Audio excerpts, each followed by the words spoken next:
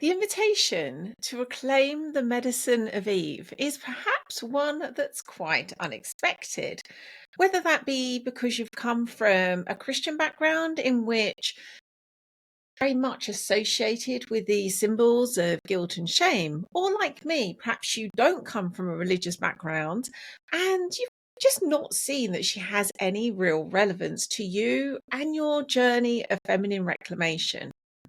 Well,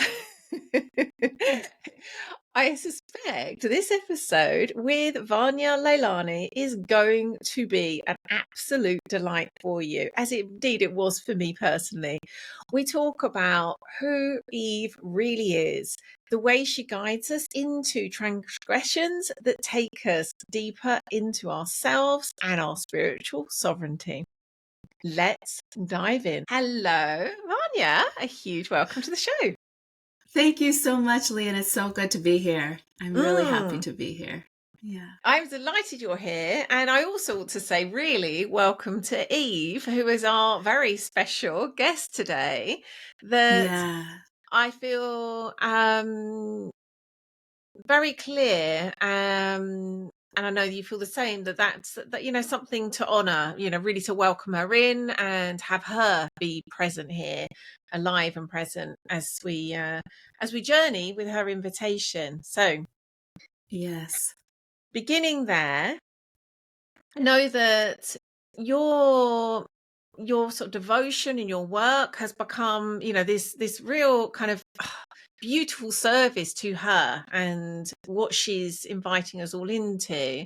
But as you were saying when we were chatting before we began, what you know of Eve now isn't how most people would think about Eve, and it Yeah. probably isn't how you used to think about Eve. So let's begin there. Like, let's talk about kind of that more kind of like collective understanding of Eve. Yeah.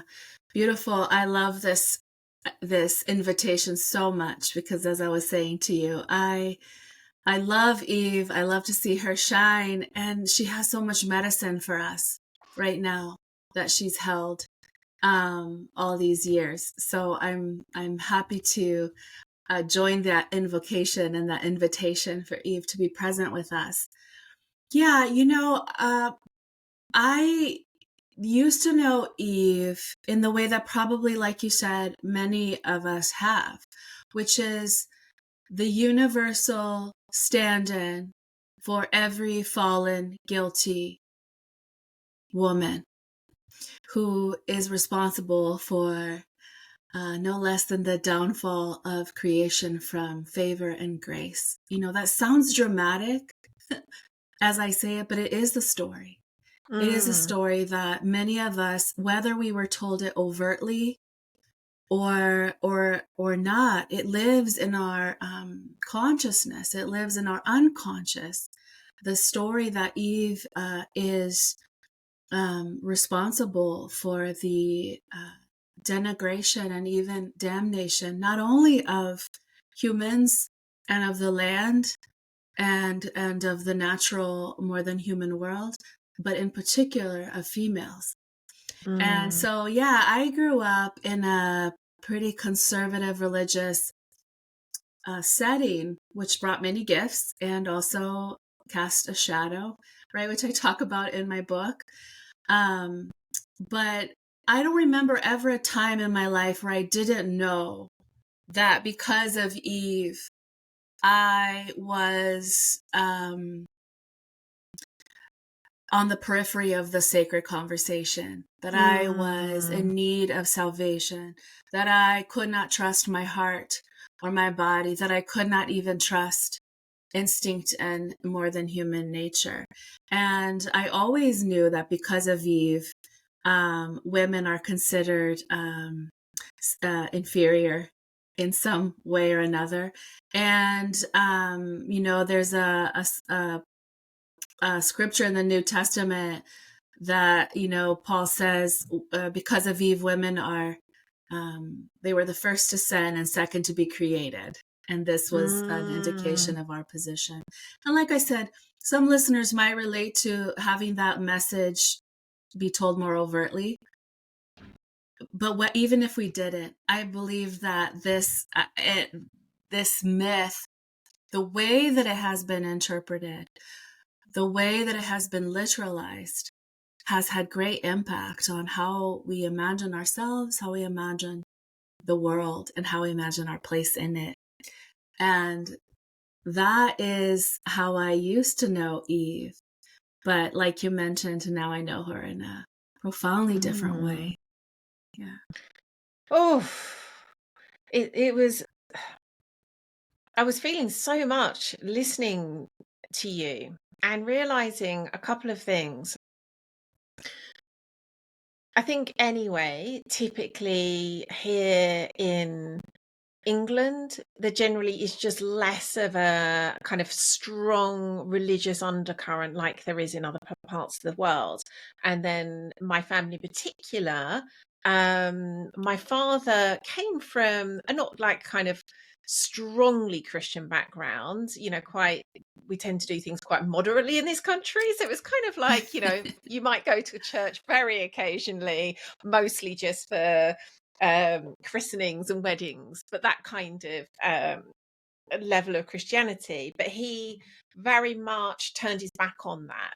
And although he dabbled with calling himself an atheist, he was actually in some ways also a very kind of deeply spiritual man. So I don't think it necessarily, is the dictionary definition of atheism, but that was he was very, certainly as kind of my earlier years, very interested more in a kind of esoteric, occult way of kind of knowing truth and knowing spirit. So that was the kind of water that I swam in.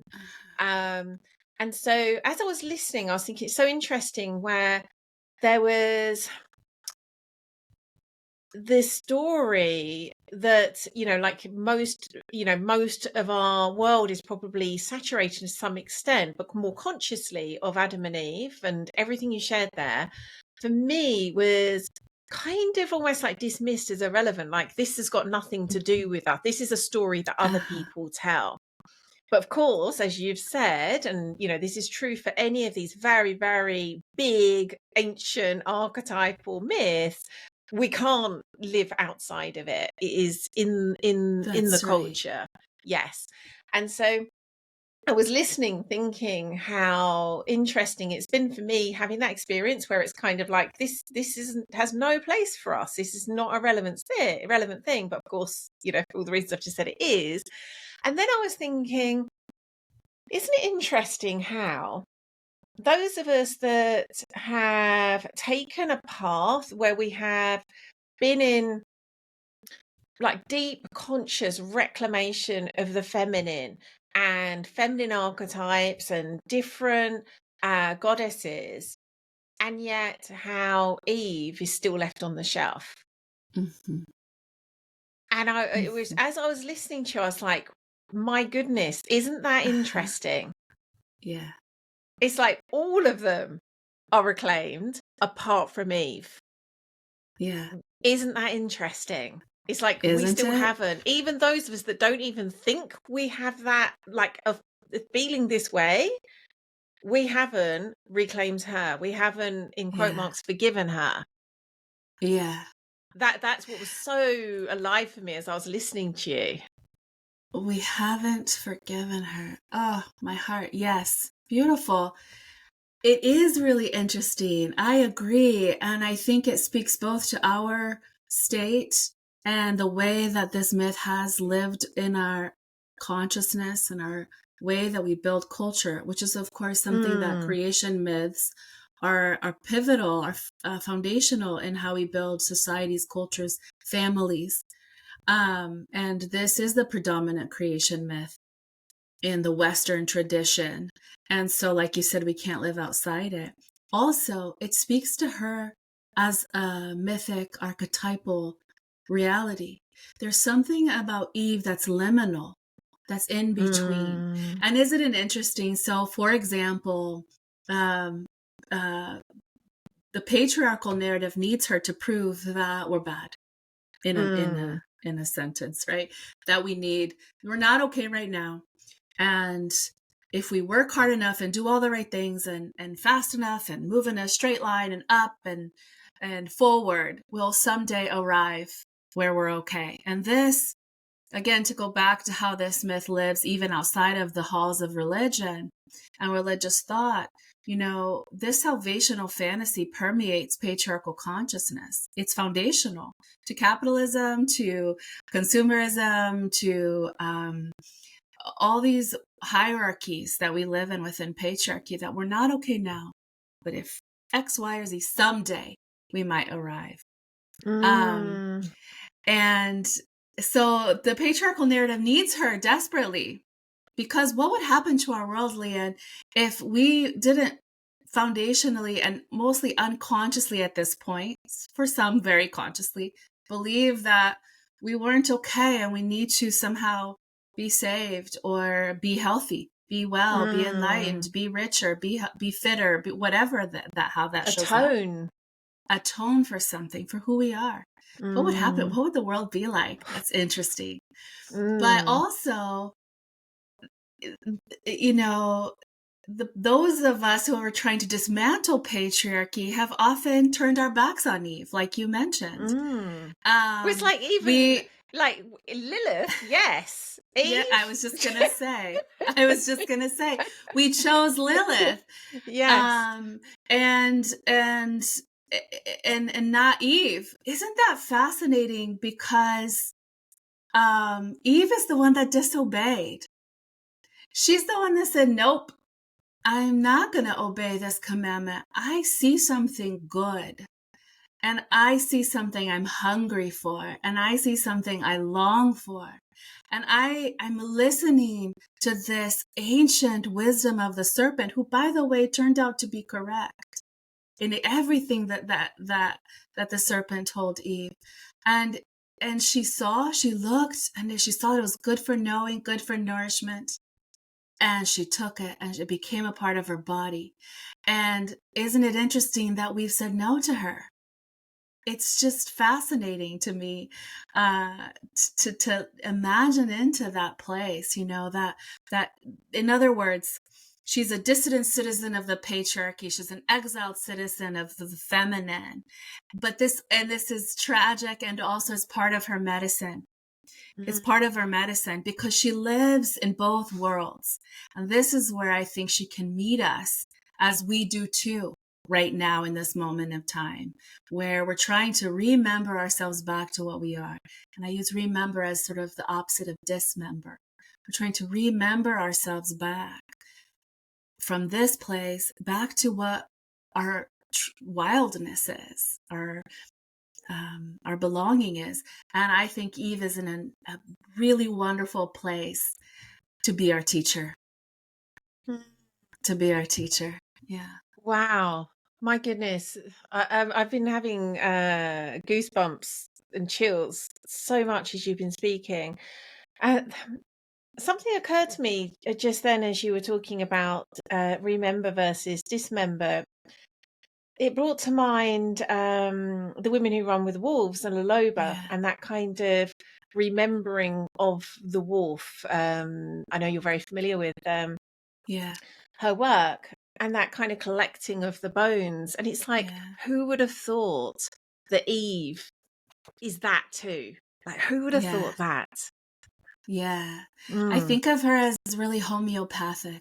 She carries our illness. We don't need to deny that myth, and the way, especially the way we've held it and the way it's been used, has really sexist themes and harm, that it's been used for harm, So she's carried our illness. She has represented our illness. Like you said, we haven't forgiven her, because deep down, probably, we remember, we know that our guilt our shame is sort of tied to her. Also, she carries our medicine. She also carries our medicine because she has lived in the shadows. And in the shadows is everything that we want to remember. She knows. And she, in her own way, can guide us back. Not the only one, but she's one of our guides back into what has been exiled and shadowed, and she can help us remember that. It reminds me of, Merlin Stone has that beautiful book, When God Was a Woman. And I think it's the first line of the book, she says something like, at the very dawn of religion, God was a woman. Do you remember? First of all, Eve brings us directly back to that point. And her book is about Eve. And then later, the wonderful mythologist Christine Downing is referring to that quote, and she says, to remember would be to remember ourselves. This is what we're remembering because we are nature and it all belongs. And one of the many tragedies of patriarchal consciousness, in other words, that style of being, is that it rests upon division, and it rests upon this line. This is good and that is bad.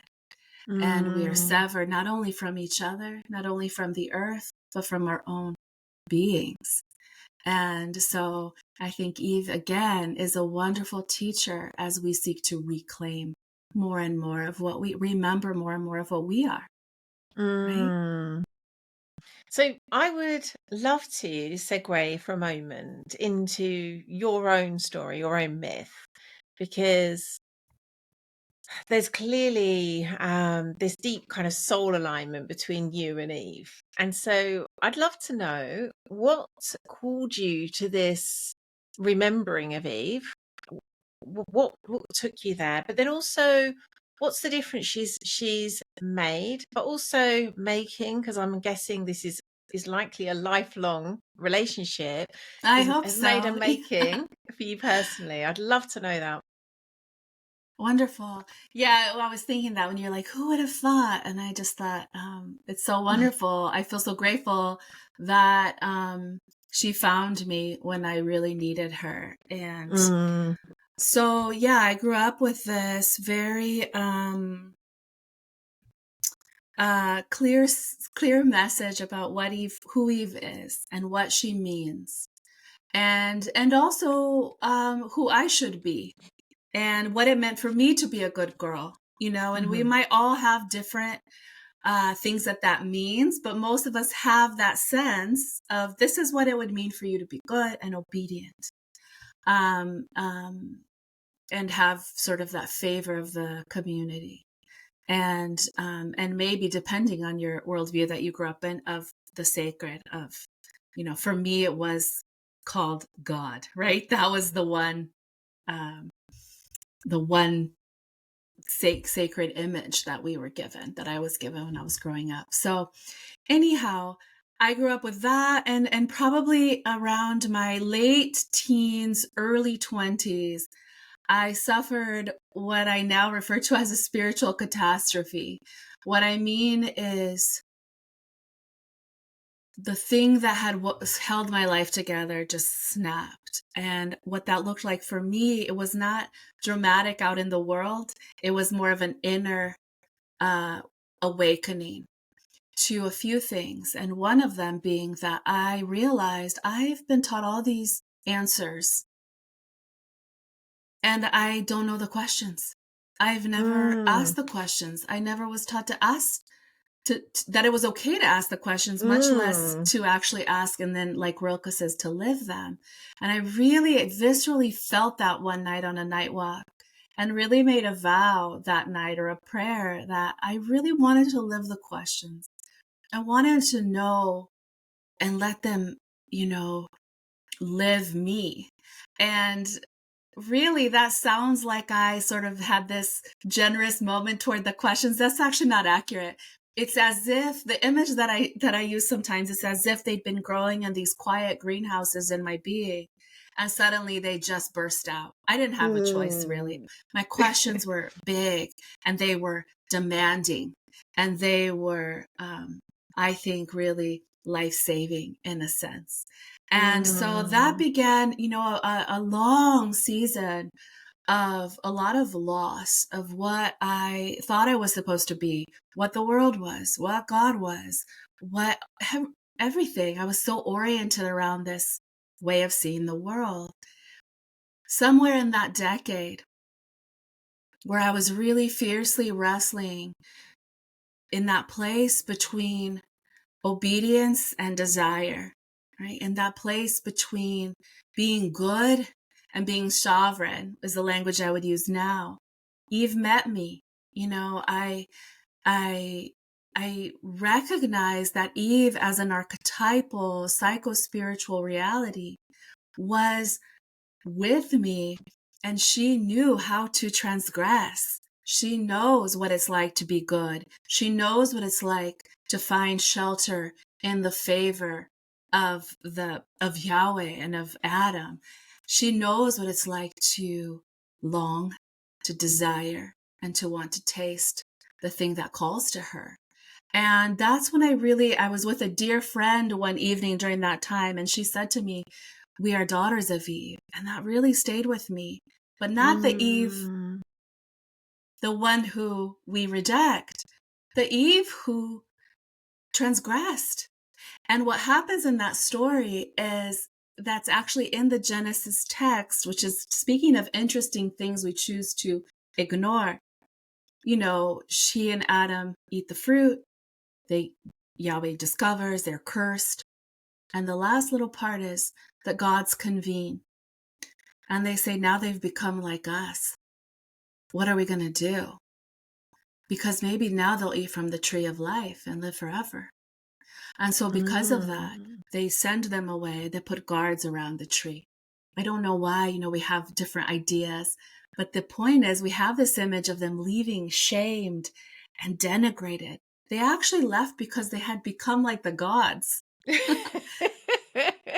That's not like I'm looking too deeply into the text. It's just the actual story. Wow. The serpent says, you won't die.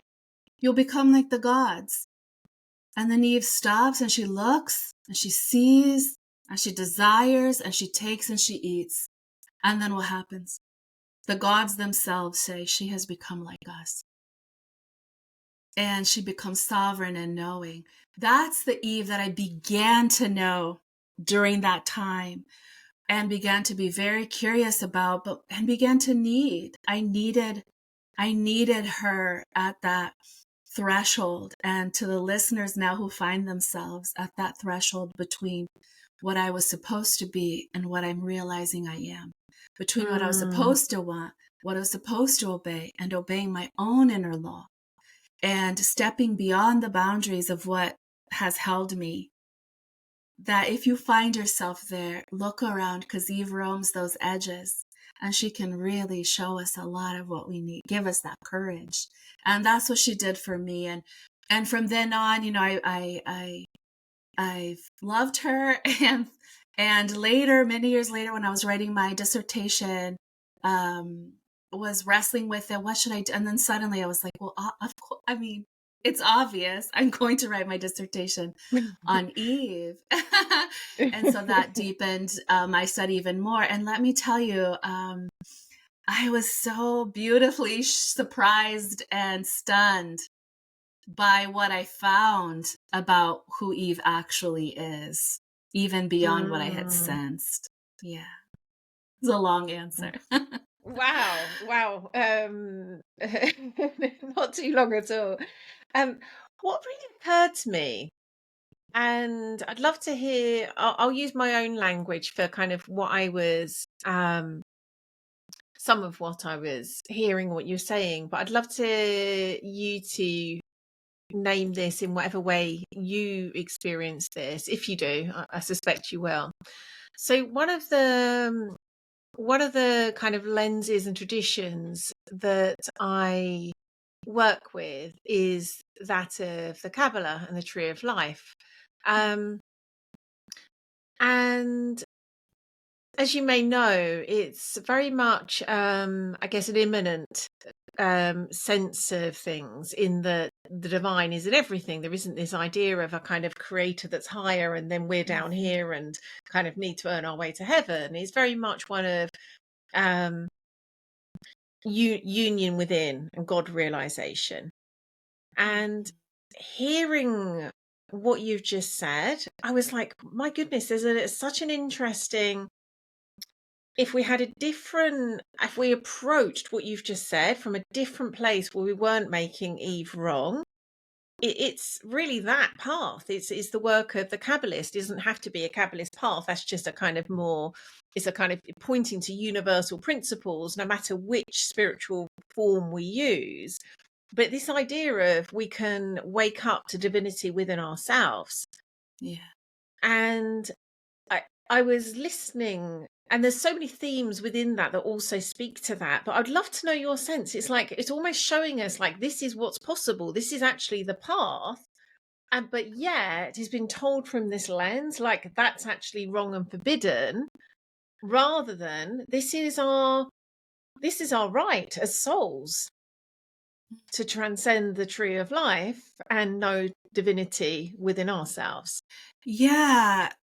It's really a tragedy how this myth has been used to sever us from our belonging. And as we drink its medicine, I think it does have the power, the wisdom, maybe is a better word, even the wisdom to help us remember that we can trust our belonging, we can trust what we're made of. Because when we turn ourselves in this way that we tend to live in modernity, this is a generalization, of course, not every, but in the Western traditions and thinking, the way we tend to live is as if the humans were the sole owners of, and certain humans, of course, are sole owners of agency, meaning will and soul. And then we live in this imagination of a dead, disenchanted world. What a horrible, bleak view, and also one that we have to work quite hard to maintain, because we live in an ensouled, living, responsive reality, that we can know through many different ways, through mythologies, through spiritual traditions, through the new sciences. We're seeing over and over again this world that's so alive and full of mystery. And so I don't know if that speaks to what you were saying exactly, but that's what comes to mind for me is this myth has been used to sever is actually a call to communion. And it's a call to trust, because what I realized when I was doing this research with Eve is her exile is implicated in directly with the exile of the goddess Ashra, and the symbols of the myth are directly weaving and telling Ashra's story, which we can get into if we want to. But then it becomes remarkable that when Eve leans into the tree, when she eats the fruit, she's actually in profound communion with the feminine sacred. And I mean, to use your word, isn't that fascinating and interesting that it's been used for the opposite message? Do not trust the feminine sacred. So the Eden story came around during a mythic movement that Joseph Campbell called the Great Reversal, which was in many mythologies all over the world. We're seeing this shift in creation stories. Earth mothers are being defeated by sky fathers. And we see this, there are many, many examples. The sky father comes in, battles the goddesses, because of course with the goddess traditions, there's never one. There are always many. Battles the goddesses and defeats them. And then we begin to see these creation stories where the sky fathers speak creation through their word. Whereas before we were seeing these images of the goddess mothers birthing creation through their wombs, through their own substance. This is an incredible, powerful shift, right? With a lot of implications for how we live. The Eden story is a part of that. We are not alone, right? Where the earth mothers are being replaced by sky fathers. But in the Eden story, it was also a shift from the many to the one God. And so she couldn't be named.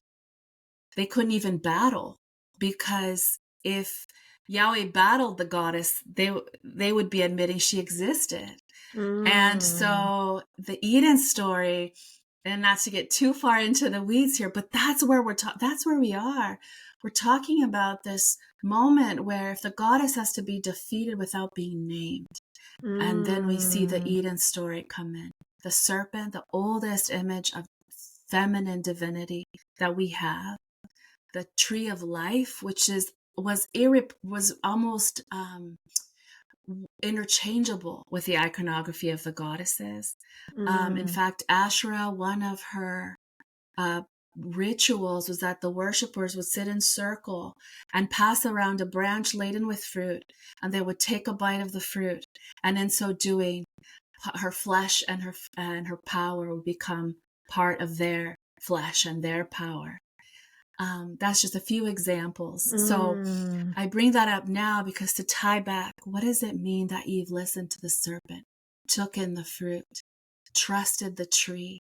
It is an invitation for a deep communion, a deep belonging in an ensouled vision of the world, and the tragedy that it's been used and enacted in such horrific ways. Mm. Um, and again, but Eve is here, and she's been telling us all along. I just love that she's held for us what we could not stand to lose or risk or forget forever. Right? Mm. She's still here. Yes. Oh my goodness. She certainly is. Oh, it's actually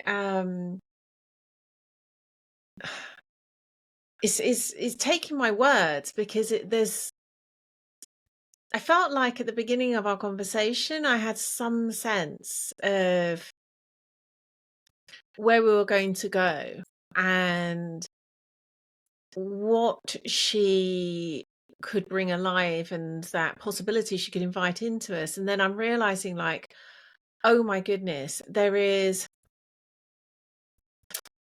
how can I put this? You know, when you have a moment where it's like, it's not even about retracing your steps to the story, it's actually like looking at it from a completely different place. Yeah. And then like the story is a totally different story once you look at it from the right place. That's what Yeah. I've kind of experienced in this last kind of 5-10 minutes of conversation where I'm like, oh my goodness, like there's so much in just kind of traveling back to the story, but when you kind of like come out and then look at what it's actually saying, it's like the Yeah. opposite of what we've been told. It's actually like one of Yeah. those moments where I'm like, my goodness, talk about hidden in plain sight. That's right. Yeah, I think of it as the story is written in invisible ink Mm. in this story. But like I said before, once we start to really look, it's not even that invisible. It's We've just not. made and again Oh, and then to return to what you said earlier, like, wow, and for so often we've rejected her. We've yeah, not forgiven even those her. of us who think we've been Yeah. in the work of reclaiming the goddess. There's something so profound here. Yeah. Mm. And Yeah. I'd love your sense of that, how um even so many scholars and authors and devotees and women really devoted to this reclamation have still um overlooked Eve. Yeah. What, like, I mean, some of the reason is what we've said at the beginning, but I feel like there's something else. It's like it feels so, the more we're talking, the more I'm kind of like, oh my goodness, how did we miss her? How did we miss this? Yeah. I mean, yeah, I think related to what we were talking about earlier and the lies that were continually told about Eve. But we could say we've been told lies about all the feminine sacred too, right? So Mm. why Eve? You know, I was really struck by what you said earlier, and I hadn't thought of it quite that way, but we haven't forgiven Eve. Because think about, she has become a symbol of our exile. That was Mm, intentional, has been. Eve has been implicated with horrific narratives of not only sexism, but racism and white supremacy, and narratives of separation from the natural world and from more than human nature, from the earth, narratives of being severed from the sacred feminine. In the curse that Yahweh pronounces over them, he says, now, right, the woman will have the serpent under her heel. In other words, part of the curse in patriarchal consciousness is that we are at war. We are at war with the feminine sacred. We are at war with ourselves. And I think there are so many roots to that animosity and to that severance. And also, again, it speaks to her nature too, because she's liminal, she's in between. And maybe she's been waiting for the right time to tell us, it's time to transgress, like I did. It's time to transgress. Thou shalt transgress is the commandment I think of Eve's, if she had to write a commandment. And maybe it's just also time, mm. Yeah. So let's go directly there. Let's let's explore transgression. Yes. What for you does that? I think there's, my sense is there is a collective notion or invitation of transgression, but of course there is also that kind of unique soul of each person, each woman that's hearing that's going to look very different. But I'd love to hear your sense of kind of, and even maybe looking at it kind of at that like almost first principles level, like what does it mean to transgress? What are we kind of moving from and to? I'd love to hear your sense of this. I love this. I was hoping we would get to transgression, because it is also a big part of Eve's medicine and her way and commandment. Shall transgress. I love that so much. That's actually what I called my dissertation. Thou shalt transgress. So here we have, Eve, and at the heart of the story is her transgression. She takes the forbidden fruit. And our story has been, she takes that and everything is ruined forever and ever, amen. This, from now on, when a baby is born, they are born unto death. Again, it's not subtle. It's a powerful curse, the way that this story has lived, right?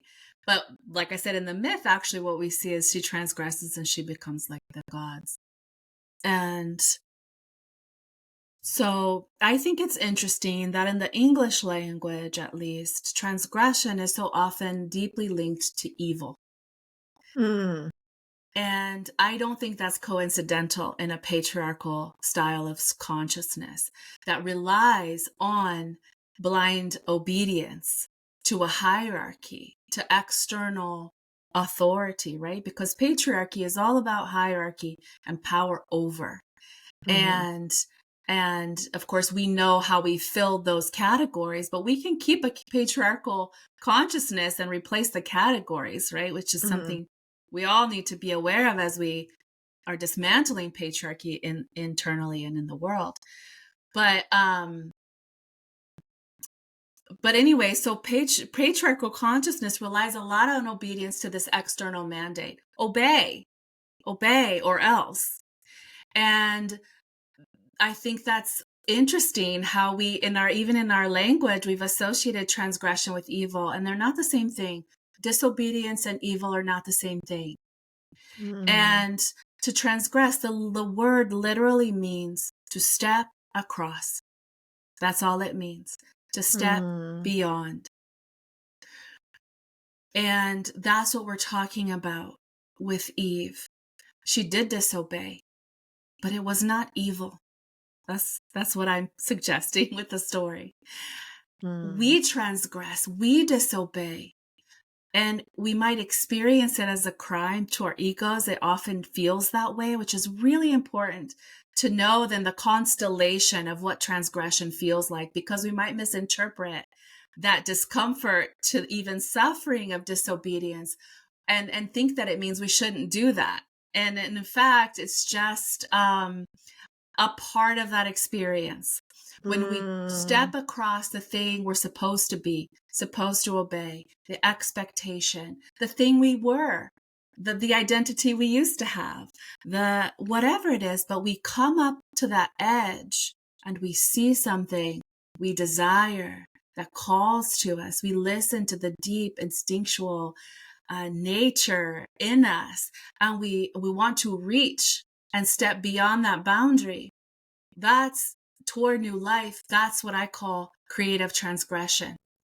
We're stepping across the stable form, the status quo, the expectation in order to expand and enlarge. And at the heart of it, for me, is sovereignty, is spiritual sovereignty. And so the way and places I transgress today will probably be from and to what will be very different from you. That's the point.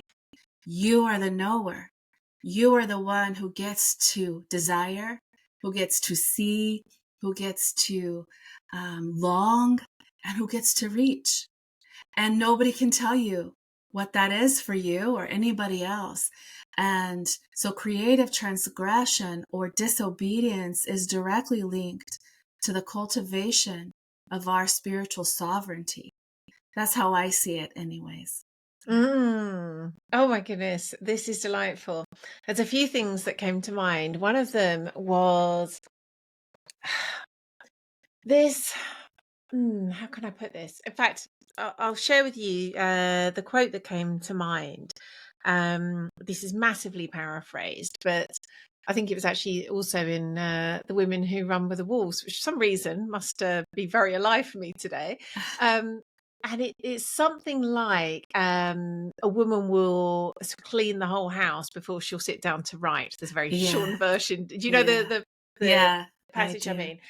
And I was like, it's funny because these transgressions and this notion of evil can seem as though they must be, you know, like big things. But they can be things that are big subconsciously, but we're not conscious to the fact that they are big subconsciously.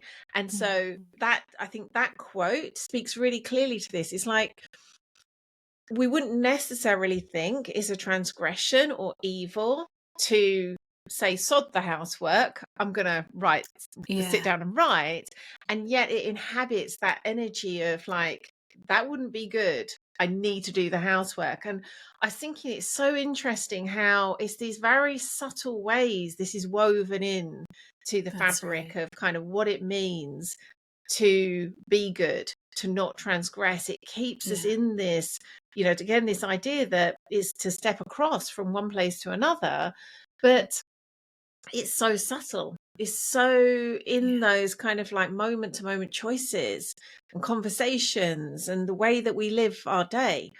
That's right. That was the first thing. It's kind of like these things don't have to be huge, but they are so important. So important that we notice the places that we're in this sort of like, I shall not transgress, and the ways that kind of is how we'll live out our day. The other thing that was coming to mind is at the moment I've had a kind of a long fascination and devotion really to the archetype of the sacred prostitute. And I was seeing there's some kind of like similarities between the two in the way that we're talking about Eve now. And I was thinking that in itself, if for me, you know, how you were saying, this is going to show up differently for each woman. For me, that's been something really present just recently. I'm about to guide a circle of women into that kind of knowing and activation of the sacred prostitute. And it's been really interesting to me as I'm in the lead up to that, as I'm sharing about her. And I did a podcast about the sacred prostitute last week, writing about her. And it's like every time I feel that is a transgression. Yeah. It's doing something that, in quote marks, I shouldn't be doing. It's something I shouldn't be talking about. That's right. And I was like, so interesting how it's, but I know the power, I know the healing power of talking about her. And yet it requires me to transgress. Yeah. Yes, beautiful. Yeah, so much in this. Yeah. So in the same way that we're saying, oh, Eve doesn't belong in the human realm. She's a mythic archetypal figure. What's her belonging there? And whole vistas open up. In the same way, we want to take creative transgression out of the realm of morality. That's not what we're talking about. We're talking about, stepping across, disobeying. If I had to, in one sentence, talk about Eve, it's about the power of disobedience to set us free, right? To bring us into our belonging in all these different ways. And so, I love that example of transgressing in the day, or transgressing in what I'm supposed to be thinking about, what I'm supposed to be curious about, trusting like, oh, the sacred prostitute is calling me. She's drawing me. There's something there. And to reach and take, to follow that, right? To say, I'm not going to do the housework right now. I'm going to sit and write, or whatever it is that, there, like you said, there can be big transgressions, and there certainly have been for me, in terms of, for example, leaving the religion of my youth. It was an enormous transgression. But I agree, most of them are in our days. And to notice how, if it doesn't become conscious, oh, I know about this creative transgression thing, we might walk through our days as if in a electric fenced path, and we might walk through our days as if there were this electric fence, right, where I get too close to that boundary of, oh, I'm going to sit down to write, but I'm shocked away, or I get too close to this one and I'm shocked away, and we trust that. But when we know that disobedience feels sometimes bad, but it is imperative, we might be able to pause at that moment where we feel like obeying, and really be curious about, actually, maybe this is a time to disobey this boundary of do the work first, then sit down to write, right? Yeah, there's something just even having that in our awareness as something like making this conscious, this idea of, am I obeying? I'm in this moment, am I unconsciously obeying something? And if so, what is that? What is that? There's something just, so potent in this, that again, I feel like I've had just so many surprises in this conversation, where it's like, who knew this was, this is in some ways it's like, I feel a bit slightly, I don't know, it's almost a slightly psychedelic conversation, in that, like, every time I think it's like, oh, I know this now, there's something else has been like completely a kind of like, it falls apart, and I'm like, oh, hang on, I'm almost at the point now, in fact, I'm going to say this to you, where it's like, why was that in, like, on the one hand, you could say, well, this was written as a warning to keep things as they've been. But on the other hand, it's so perfectly an invitation into the absolute opposite. How can I put this? It's almost like, was that the real intention all along? It's kind of what I want to ask. It's almost like, the seeds have been there waiting all along for us now to find our way back to. Yeah. Does that make sense? I think that's a beautiful question. I think there are many ways to look at it. depending on the framework that we're looking at it. But in a nutshell, I think yes. Because again, where I'm rooted, this depth psychological archetypal perspective was just one among many perspectives. We can look at what's conscious and we can look at what's unconscious. And so there may be what we're looking at and naming are conscious intentions and unconscious archetypal realities, right? So the way that I experience the story and Eve is very much that way. There were conscious intentions, probably. And if you're interested in that, Merlin Stone's book is wonderful. When God Was a Woman, she talks about the political aspect of this story. I'm interested in that mythic, that and also that mythic, archetypal, spiritual aspect, where it very much seems like Eve, what we need is buried in the shadows, which is, of course, also a very Jungian idea, that when we look at what's been exiled and shadowed, we find more freedom. We remember ourselves because we remember what we're made of. We remember that we are actually the substance of the sacred, that we are actually connected to an ensouled world, that we are actually these beautiful bodies that are blessed, that we are already in our wild belonging.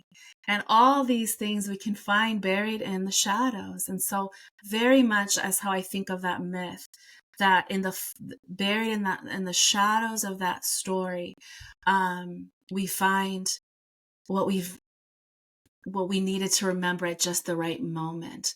In fact, there's a part in the book where I talk about how this story has taught me the different kinds of burials, that some burials are for death and some burials are for protection like a seed until it is time, right? If you look at a seed, it's safe, it's protected. What a mystery, this little tiny speck in dirt.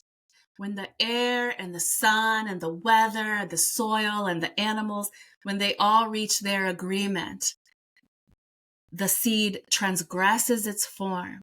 It breaks open out of its status quo, out of its protection, and it bursts through the soil into new life.